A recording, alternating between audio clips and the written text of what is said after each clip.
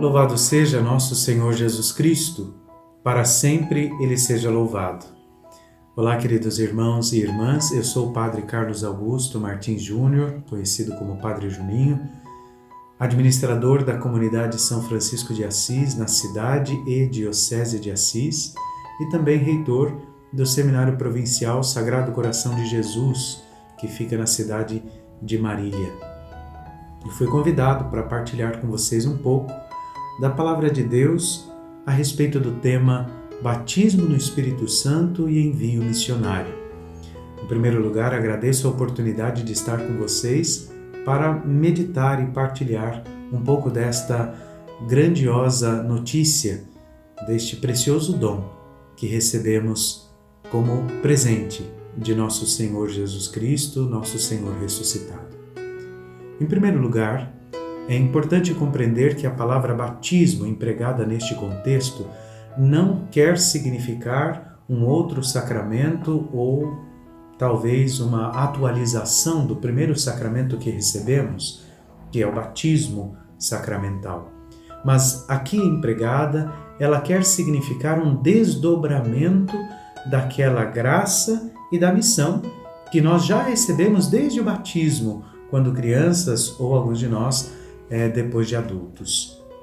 O batismo no Espírito Santo é a força que desce do alto, a presença de Deus na pessoa do Espírito Santo que toma conta de nossa vida e que nos leva a produzir os frutos desejados pelo Senhor. Isto é graça, isto é socorro de Deus dada a debilidade da nossa condição humana, da nossa natureza marcada pelo pecado. Sem a graça de Deus, sem a efusão do Espírito, nós não seríamos capazes de realizar a nossa missão, de realizar a obra que Deus comunicou-nos, convidou-nos a realizar em nossa vida. Portanto, em primeiro lugar, nós precisamos entender que este batismo no Espírito Santo e que o Catecismo da Igreja Católica, com todo cuidado, fala de efusão no Espírito Santo, é o socorro, o auxílio de Deus para que possamos caminhar neste mundo construindo a realidade sobrenatural, a realidade celeste. Foi prometido por nosso Senhor Jesus Cristo aos seus apóstolos.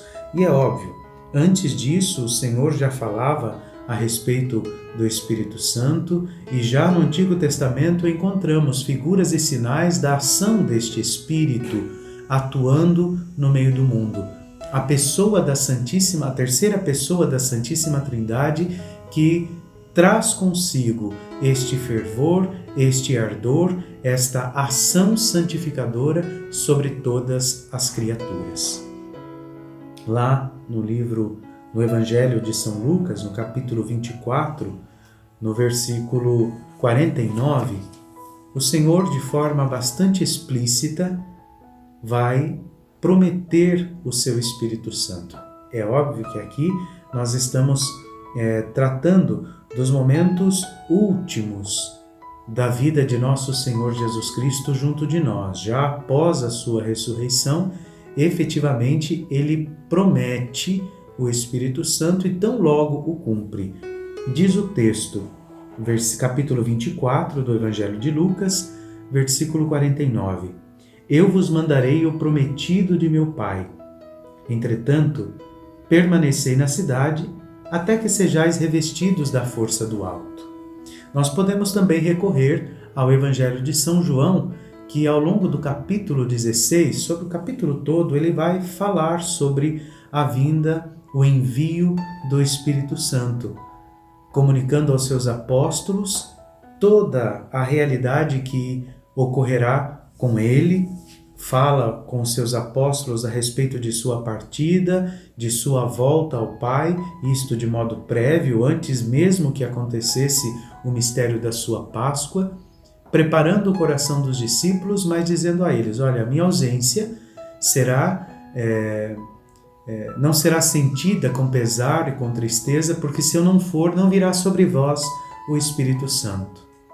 Se eu não for, não descerá sobre vocês o prometido do Pai. E é Ele quem revelará a vocês toda a verdade. Então, aqui no Evangelho de João, nós já encontramos o primeiro resultado da ação desta efusão do Espírito Santo.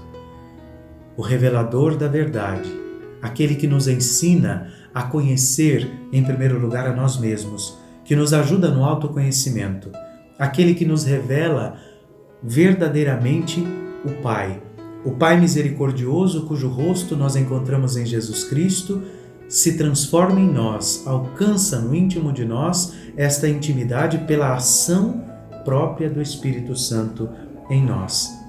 É este mesmo Espírito que transforma a nossa condição meramente humana, carnal, material, em um templo novo, em um templo do Espírito.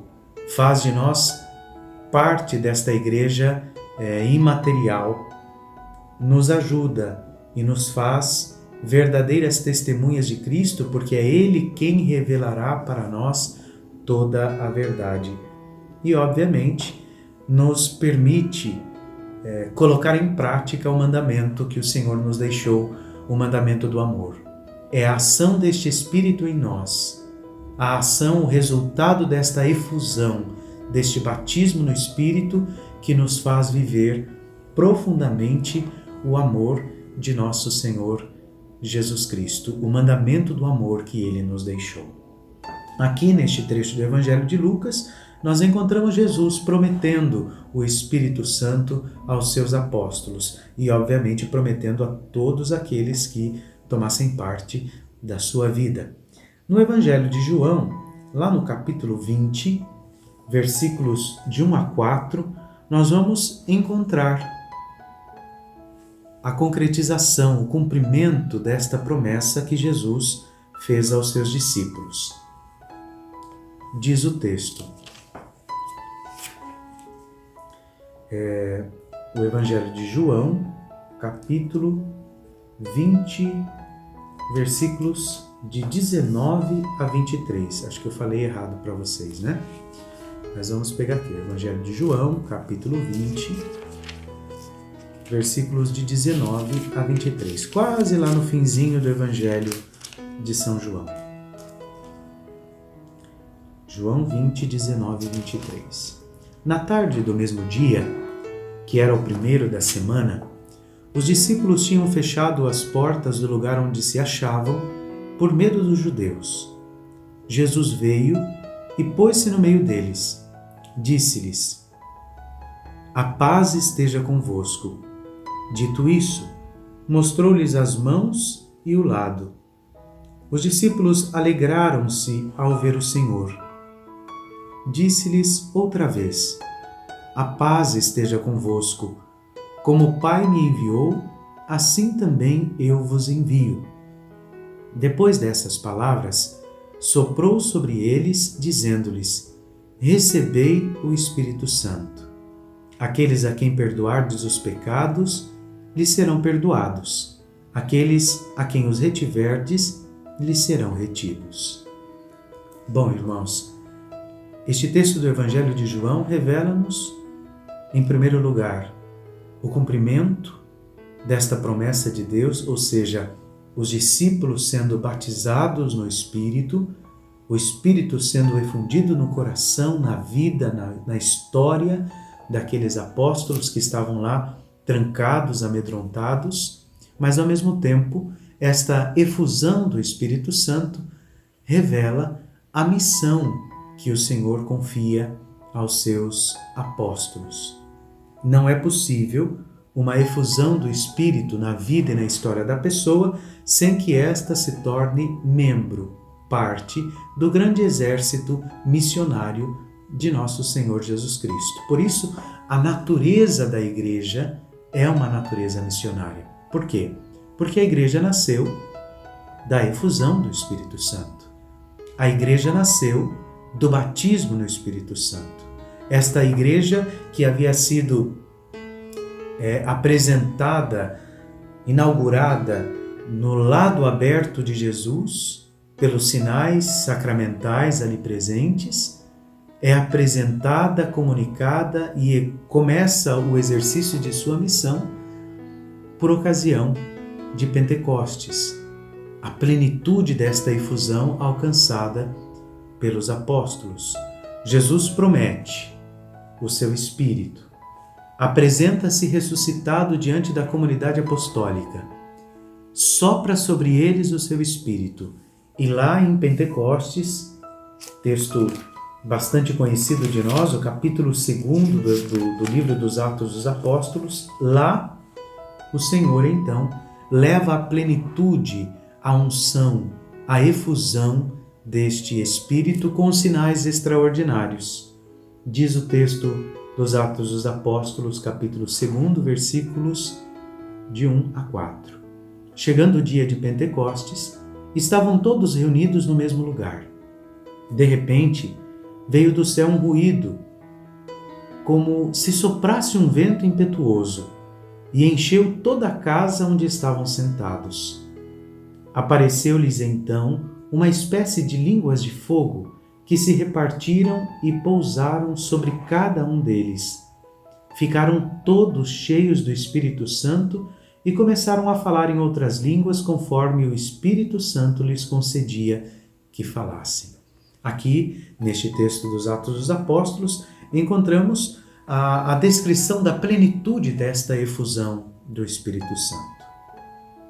Bom, conhecendo biblicamente o fundamento bíblico e a história sagrada a respeito do batismo no Espírito Santo e do envio missionário, nós podemos nos perguntar: este fato é um fato que se prende na história e permanece como um evento, como tantas outras realidades vivenciadas pelo povo de Deus, ou é uma realidade que se atualiza, que se perpetua no seio da igreja?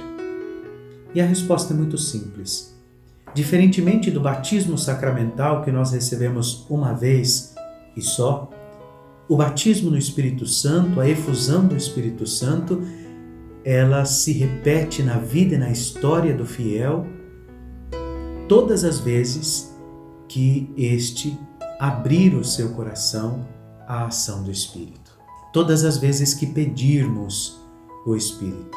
O próprio Senhor vai dizer-nos na palavra: se vós que sois maus, sabeis dar coisas boas aos vossos filhos, quanto mais o vosso Pai do céu dará o Espírito Santo àqueles que o pedirem. Bom, aqui se abre uma realidade surpreendente, maravilhosa na vida daqueles que creem. A ação do Espírito Santo que já mora em nós se atualiza e perpetua-se na vida e na história daquele que crê, daquele que deseja e pede. Este Espírito Santo é a força que comunica-nos a graça de Deus e que nos permite a capacidade de levarmos adiante a nossa missão. Todos os dias, se quisermos e se pedirmos, este Espírito Santo, a pessoa do Espírito Santo, a terceira pessoa da Santíssima Trindade, realiza em nós um novo Pentecostes e atualiza em nós esta graça, esta força para exercermos a nossa missão, que consiste em amar como o Senhor nos amou, em sermos testemunhas de Jesus ressuscitado, esta missão que consiste em levarmos uma vida digna, uma vida santa, coerente com o batismo que nós recebemos. É para hoje, é para agora, é para cada instante a ação e a efusão deste Espírito Santo. Por isso nós que cremos, nós que vivemos este tempo do Espírito na história da salvação, devemos e precisamos pedir esta efusão do Espírito Santo todos os dias. Devemos ser homens e mulheres do Espírito, que agem segundo o Espírito e que espalham e que comunicam, como os apóstolos comunicaram, esta mesma efusão a todos aqueles que professam a fé em Jesus Cristo e que são ou foram batizados. Nós somos este canal de transmissão, este canal de efusão do Espírito Santo. É para todo dia. Por isso, a Igreja nos ensina a pedirmos diariamente a ação do Espírito Santo em nós, a pedirmos diariamente sobre nós este batismo no Espírito Santo, esta efusão do Espírito Santo, para que possamos ser fiéis no cumprimento da nossa missão, porque sem o Espírito, sem a graça de Deus, nós não somos capazes de levar adiante a missão que nós recebemos naquele nosso batismo sacramental, de sermos membros do corpo de nosso Senhor Jesus Cristo. Sem a ação do Espírito Santo, sem esta efusão do Espírito Santo, não somos capazes de viver a nossa missão. Por isso é importante entender que todas as vezes que pedimos o Espírito, nós também estamos dizendo, mesmo que não verbalmente, que estamos dispostos a levar adiante a missão que nós recebemos. Para quê? Queremos o Espírito em nós como um capricho? Não. A ação do Espírito em nós nos leva à santidade, nos leva a construir este caminho de santidade, nos leva a elevar a Deus um verdadeiro louvor, o louvor que Ele espera, o louvor em espírito e em verdade, nos leva a reconhecer o rosto misericordioso do Pai presente no meio do mundo por tantos gestos e ações protagonizadas pela Igreja e pelos fiéis, nos leva a nos conhecermos verdadeiramente, a reconhecer os nossos limites, a integrar em nossa vida, em nossa história, todas as realidades que fazem parte daquilo que vivemos, do desdobramento da vida em nossa vida. Esta ação do Espírito Santo nos leva a nos tornarmos verdadeiras testemunhas de Jesus Cristo. O Espírito em nós não é infundido. Este Espírito não recai sobre nossa vida, este batismo não acontece apenas para produzir em nós sensações e sentimentos agradáveis, mas que nos deixam prostradas no nosso comodismo, no nosso conforto. A ação do Espírito em nós, o batismo do Espírito Santo em nós, necessariamente nos leva à missão, nos leva a testemunhar Jesus e nos leva a viver a vida de Deus, a vida prometida, esperada por Deus. Desta forma, queridos irmãos e irmãs, o convite que esta nossa reflexão nos faz é para que estejamos sempre dispostos e abertos à ação do Espírito em nós. Nós somos homens e mulheres do Espírito, templos do Espírito Santo. E sem Ele, nós não podemos fazer nada. Assim como Cristo disse aos seus apóstolos no Evangelho de João, sem mim nada podeis fazer. Sem esta presença de Deus em nós, na pessoa do Pai, do Filho e do Espírito Santo, que atualiza em nós a graça santificadora, sem esta ação, nós não somos capazes de fazer nada. Portanto, peça o Espírito Santo. Peça esta efusão do Espírito Santo todo dia, quando você se levantar, todo dia, a todo instante, pois sem Ele nós não podemos fazer nada. Assim, vamos rezar juntos, pedindo ao Senhor esta graça.